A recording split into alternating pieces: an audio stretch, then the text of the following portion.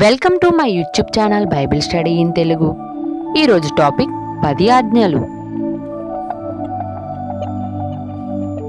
మొదటి ఆజ్ఞ, నీ దేవుడైన యెహోవాను నేనే, నేను తప్ప వేరొక దేవుడు నీకు ఉండకూడదు.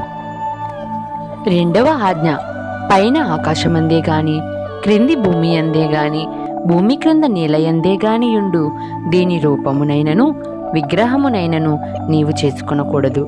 వాటికి సాగిలపడకూడదు, వాటిని పూజింపకూడదు. మూడవ ఆజ్ఞ, నీ దేవుడైన యెహోవా నామమును వ్యర్థముగా నుచ్చరింపకూడదు. నాలుగవ ఆజ్ఞ, విశ్రాంతి దినమును పరిశుద్ధముగా ఆచరించుటకు జ్ఞాపకముంచుకొనుము. దానిలో నీవైనను నీ కుమారుడైనను నీ కుమార్తె అయినను నీ దాసుడైనను నీ దాసి అయినను నీ పశువైనను నీ ఇండ్లలోనున్న పరదేశి అయినను ఏ పనియూ చేయకూడదు.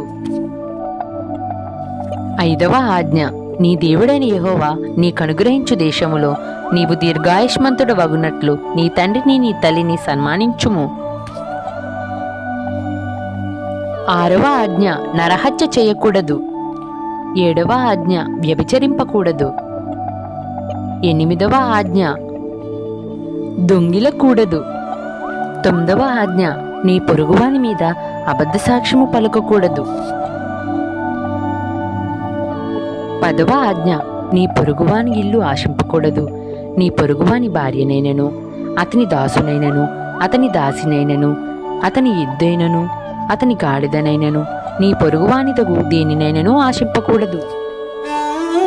చూసారు కదండి, మరిన్ని వీడియో అప్డేట్స్ కొరకు సబ్స్క్రైబ్ చేయండి మా YouTube channel Bible study in Telugu and bell button click చేసి మరిన్ని అప్డేట్స్ పొందండి.